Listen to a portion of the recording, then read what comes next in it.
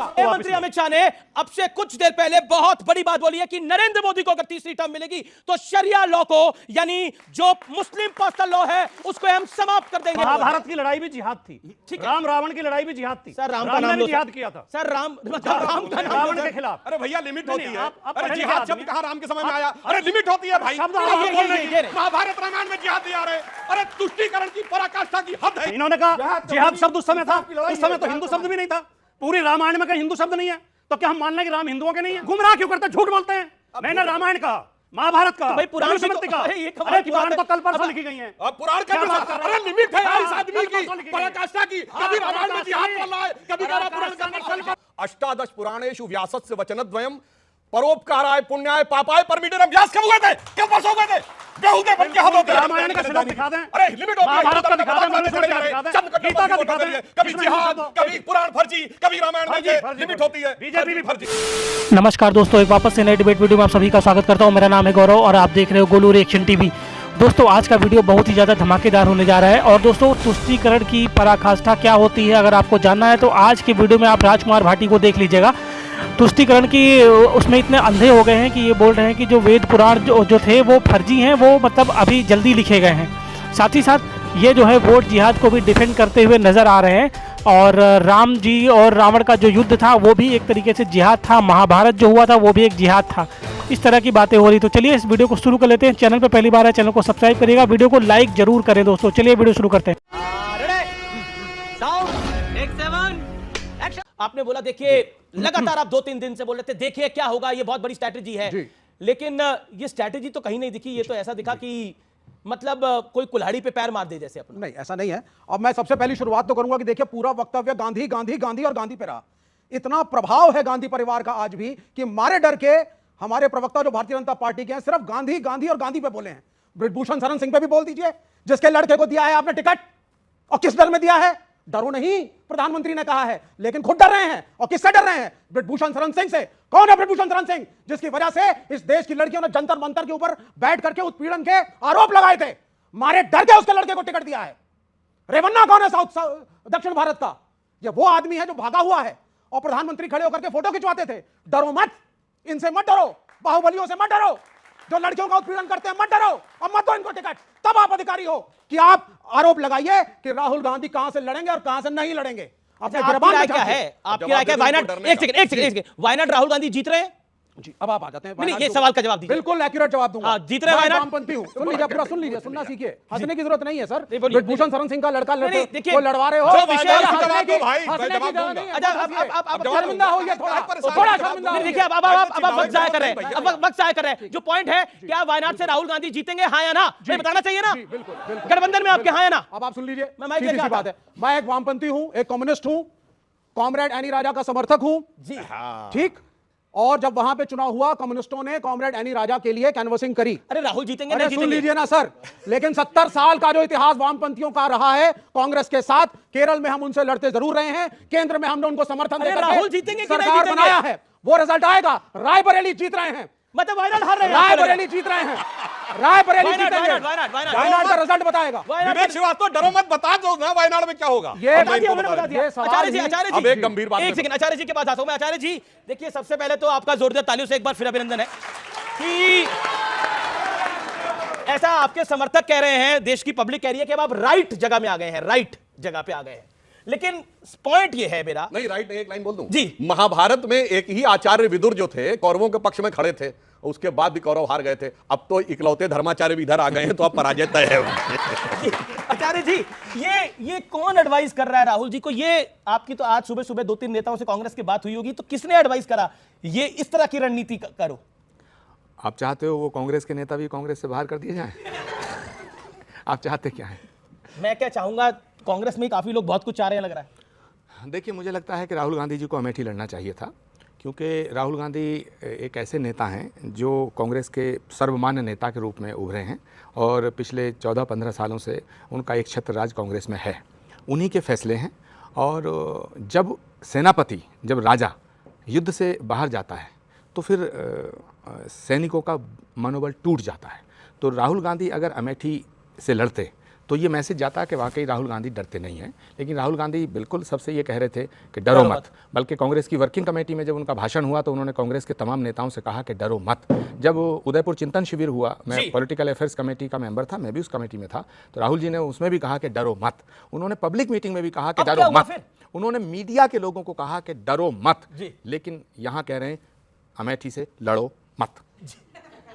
ये ठीक है एक सेकंड, ये पॉलिटिक्स और जो इनका है, क्या रोल है? ये लेफ्ट वाले ये कांग्रेस को आबाद, केरल में लड़ते हैं, दिल्ली में चिल्लाते हैं आगे हमारे ऊपर। नहीं ये कांग्रेस को आबाद करने के लिए है लेफ्ट वाले, या कांग्रेस को बर्बाद करने के लिए है? नहीं, लेफ्ट किसी को बर्बाद नहीं करता है, क्योंकि हाँ लेफ्ट जिसे देख लेता है वो स्वयं बर्बाद हो जाता है। लेफ्ट जिसे देख लेते हाँ, लेकिन विवेक श्रीवास्तव जी की मैं ईमानदारी का बहुत इनका आदर करता हूं कि इन्होंने साफ कह दिया कि हम वायनाड में राहुल गांधी को हराएंगे और अमेठी में राहुल गांधी के गीत गाएंगे। नहीं, रायबरेली में। तो सवाल इस बात का है कि ऐसे सच बोलने वाले इंसान का स्वागत करना चाहिए, जिन्होंने कम से कम ये नहीं कहा कि हम वायनाड में अगर मगर लेकिन बट करेंगे। साफ कह दिया कि हम वायनाड में राहुल गांधी के खिलाफ है। मगर मैं एक इंपॉर्टेंट बात कहना चाहता हूं अमीश, बात यह है कि ये भारत है और ये भारत शौर्य की पूजा करता है, पराक्रम के प्रति नमन करता है, पराक्रम को प्रणाम करता है। ये भारत है जहां ये शिवाजी का भारत है, छत्रपति शिवाजी महाराज का सर्वस्व निछावर हो गया, लेकिन औरंगजेब को सजदा नहीं किया।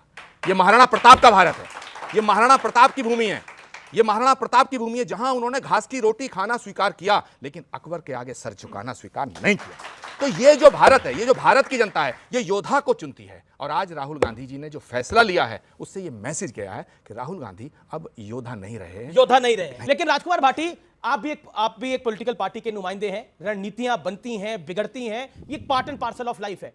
अखिलेश जी भी कन्नौज से लड़ रहे हैं, लेकिन क्या आपको लगता है कि पीठ दिखाना, क्या आपको लगता है कि खराब स्ट्रैटेजी है और इसका नुकसान कांग्रेस को होगा और पूरे इंडिया अलायंस को होगा?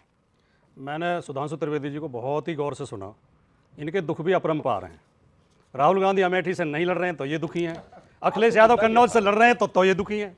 अगर लड़ रहे हैं तो दुखी, नहीं लड़ रहे हैं तो दुखी। आचार्य जी कह रहे हैं महाराणा प्रताप ने घास की रोटी खाई थी, मुझे बहुत अच्छा लगा, लेकिन खुद आचार्य जी पार्टी बदल गए जब बीजेपी सरकार करने दो हमले, तानाशाही का डंडा दिखा रही है।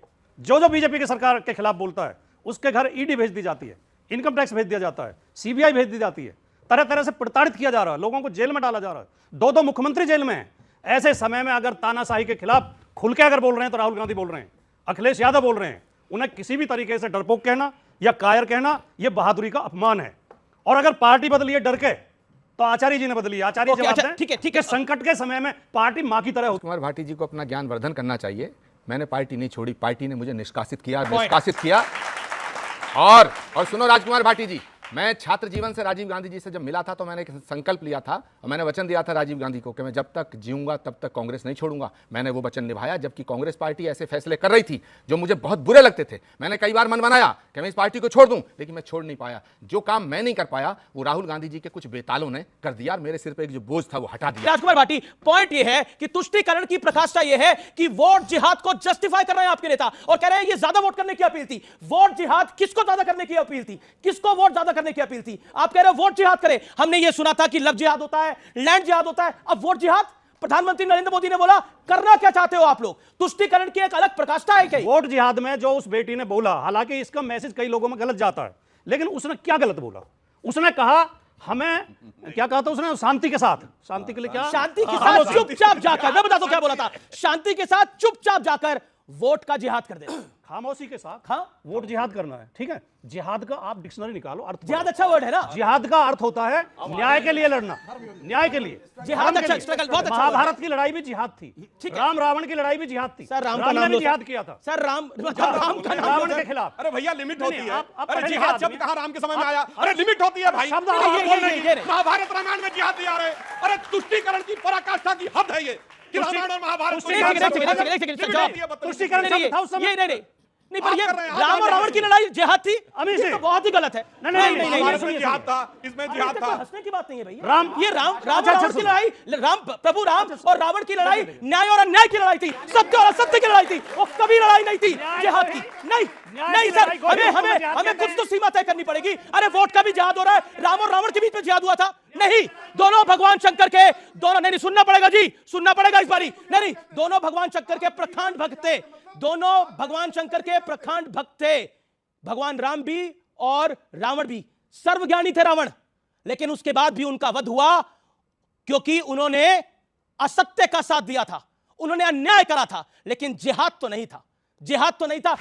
आचार्य जी हैं, मैं एक सवाल पूछ लूं क्या? आचार्य जी हैं, सुधांशु जी हैं, मेरे को इस पर लेनी पड़ेगी। इंसाफी के खिलाफ इंसाफ की लड़ाई को जिहाद तो वो करिए आप, करिए, लेकिन राम और रावण की लड़ाई जिहाद नहीं थी। ओके, आपको मैंने वो कहा चालाकी के साथ गुमराह करते हैं। इन्होंने कहा जिहाद शब्द उस समय था, उस समय तो हिंदू शब्द भी नहीं था, पूरी रामायण में कहीं हिंदू शब्द नहीं है, तो क्या हम मान लें कि राम हिंदुओं के नहीं है? यह गुमराह करने की बात। ठीक है, ठीक है। हिमालय समारंभ यावत इंदु सरोवरम तद देव निर्मितम देशम हिंदुस्तानम प्रचक्षते, कुरान में लिखा है। मगर उसके बावजूद ये पुराण रामायण है, गुमराह क्यों करते हैं, झूठ बोलते हैं।